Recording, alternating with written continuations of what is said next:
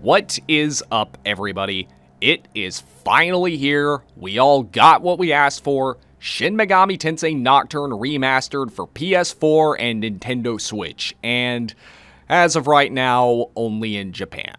So yeah, I've been playing the Japanese version of SMT Nocturne Remastered for the Switch, and to be honest, I don't normally import Japanese games. In fact, this is actually my first time ever doing it, and that's because I'm, well, not a Japanese speaker, and I don't like playing games in a language that I don't understand. However, I feel that I've played enough of Nocturne to at least know what I'm doing, even if I don't speak the language.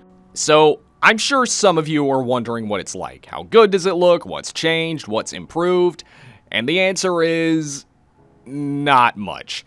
Yeah, I don't know if the title didn't make it obvious enough, but I'm not exactly trembling in anticipation for the English release, and overall, I just think that this remaster is kind of underwhelming.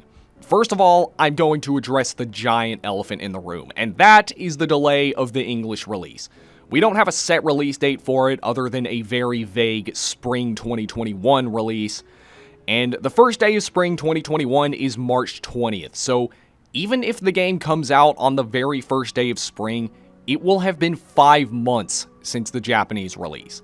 Okay, look, I understand that translating and localizing a game is hard work, and there are a lot of other things going on in the current year, but that hasn't stopped other companies from translating Japanese games and getting them out in a timely fashion. I mean, if anything, that should motivate Atlus to get this game out as fast as possible because the demand for video games are skyrocketing. And the thing is, this isn't even a new issue. I mean, I've complained about this before in several of my videos, and I know I sound like a broken record here, but I keep complaining because as time goes by, Atlus West just seems to get worse and worse. I thought it was bad when Persona 5 got delayed from February 14th to April 4th, 2017, but then the following year, Strange Journey Redux, a re-release of an already translated game, mind you, that was not dubbed in English, which I will never forgive Atlus for, by the way, came out 6.5 months after its Japanese release. And now, we just got 13 Sentinels Aegis Rim almost 10 months after its Japanese release. And I should also mention that Persona 5 Scramble has been out in Japan for almost 9 months, and we still don't have any idea when or if we'll be getting it in English. It's just embarrassing how incompetent Atlus is when it comes to translating. I mean, 10 years ago, they were the gold standard. I mean, Shin Megami Tensei 4, that game had a great translation, and it only took a month and a half. How do you go from this to this in just 7 years? While other companies have been getting better and doing faster, and in some cases, worldwide releases, Atlus just falls further and further behind. And I know everyone's going to tell me that Shin Megami Tensei 5 is getting a worldwide release, which is great, but I'm pretty sure that's only because of Nintendo, because they did the same thing with TMS Encore earlier this year. Okay, I got way too sidetracked there, so what about the remaster itself? Well, as I said, it ain't all that. In terms of improvements, they added voice acting, improved graphics, and not much else. I can't comment on the voice acting because it's all in Japanese, but the graphics for this game look beautiful. I've heard some people complain about the lighting, and there are some low-res textures here and there, but even without the graphical improvements, Nocturne was already a great-looking game, and getting to play it in widescreen HD on a modern console is just great. Demi-Fiend looks great, the demons look great, and the on-screen text looks great. They also added a new quick save feature where you can suspend your game and pick it back up later, and you can change the difficulty at any time. Speaking of, there's also the new merciful difficulty, which is what I've been playing on, and to say this is the game's easy mode designed to get new players into SMT would be false advertising. This is more like Kotaku journalist difficulty mode. The rate at which you earn EXP and money is ridiculous, the encounter rate is almost non-existent, enemies' attacks will hardly put a scratch on you, and they'll be missing a lot more often. If you want an example of just how easy this mode is, I beat Matador on my first attempt without any agility buffs or debuffs, and without healing a single time.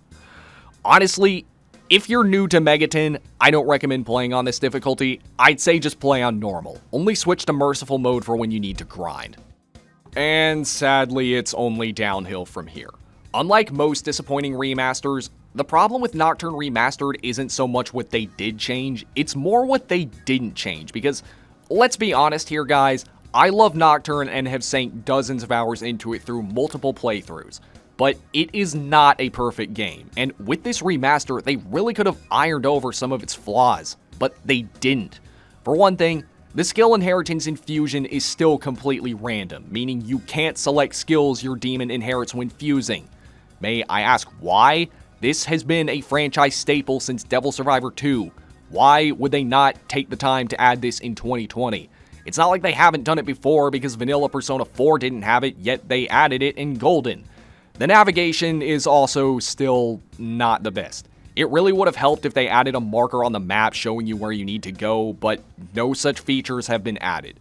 There's also no improvements to the UI. Like, the original was fine and all, but everything is still displayed in text. I mean, it would have been nice if they added little icons to represent the elements and the affinities and stuff instead of just having everything be text. Another thing, as I just talked about, they added a new easier mode, but not any kind of harder difficulty mode. Like, why not? Adding an extra hard mode would have been a great way to give veteran players like myself a reason to go back and replay this game. And even though the graphics are remastered, the cinematic cutscenes are not. They are ripped straight from the PS2 version. Not upscaled, not even stretched to widescreen. You just get them in their original blocky PS2 resolution and 4:3 aspect ratio. And not only does it look jarring, it just kills so much of the immersion when you go from the remastered cutscenes to the original PS2 cutscenes. Plus, as our Megaton users have discovered, the combat still uses the compressed audio from the PS2 version. Just why is this? Did they lose the original audio file or something? And probably the worst issue of all, despite the game looking pretty good, the Switch version runs like total garbage. I'm normally not one to bellyache about frame rates, but in Nocturne Remastered, it is just way too much for me to overlook. It's somewhat noticeable during most battles, but in the ones where there's a lot going on screen, like the Fiend fights for example, you'll be lucky to get a stable frame rate for more than a few seconds at a time. But aside from the frame rate issues, I think the biggest letdown with this remaster is that there's just barely any new content, like at all, aside from the DLC, which I'll get to in a second. Maybe this was because of the negative feedback they got with Strange Journey Redux. I mean, I know a lot of people didn't like the new story stuff that was added in that game, but at least they included a number of quality of life improvements and made it a mechanically better game. For Nocturne Remastered, they did nothing of the sort. For a remaster that they supposedly spent 2 years working on, it doesn't really feel like they put a lot of effort into it. It just feels like they took Nocturne, remastered it in Unity while cutting any corners they could, and then just threw it onto the PS4 and Switch and said, here you go, that'll be 6,500 yen please. And yeah, then there's the DLC. Not even remasters are safe from Atlus's Day 1 DLC plague. So you have the new easier merciful difficulty, which is free, but like, if it's available from Day 1 and it's free, why not just include it in the game? Then there's your EXP and money grinding DLC, which costs 350 yen each. And then you have your overworld and battle music packs from SMT1, SMT2, SMT4, and SMT4 Apocalypse for 220 yen each.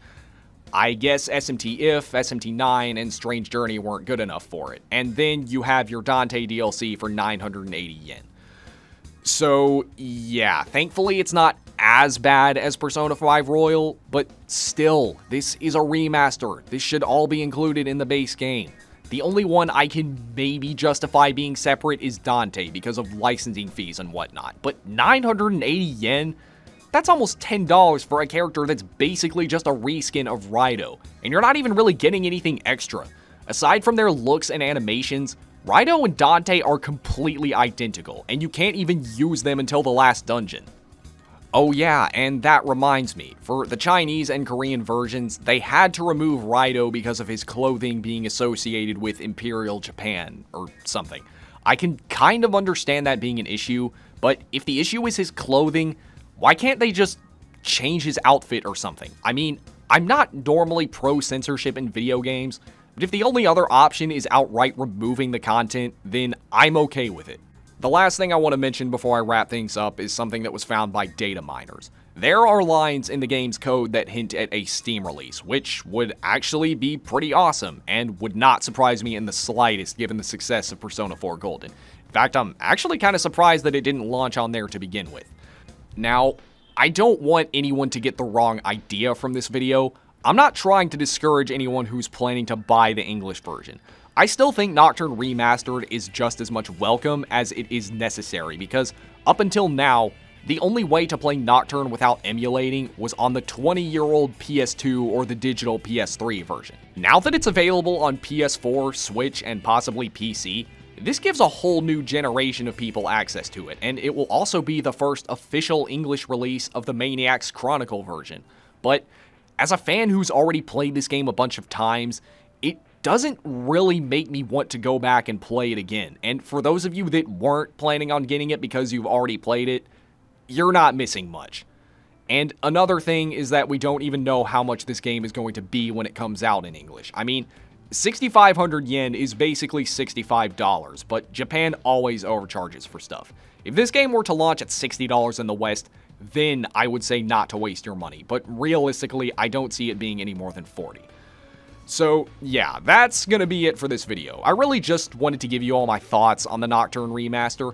Be sure to let me know if there's anything I forgot to mention, and for those of you that have played it, I want to know what you all think. And if by chance you're watching this video after the English release, let me know how the voice acting and overall translation of it is. Be sure to check out my other links in the description, and if you want to financially support me, be sure to leave a Ko-Fi donation. It'll get you featured in the credits of my next major video, and yeah, see you guys in the next video. This is Gnarly, and you have entered Eternal Punishment. One kingdom under us.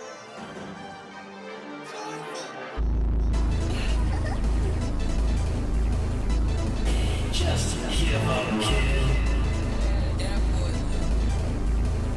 Know your enemy before you pick a fight. No such thing as innocent sin, and I know cause I've committed many. Convert my violence into extreme melodies, my own motto, I keep me a blick. I bring my piece to the diner, we can get busy, make it pop once like Genji. I swear this underground scene really nothing but gossip and rumors, it's Summer City. You have forgotten me, I have been tied to another world that has already been lost. To our by memories, as you remember me, everything you love is gone. Multidimensional, I got this soul to the heavens above once the clock fill them on. In this world you can get killed by ideals, but it's really no secret I die for my cause.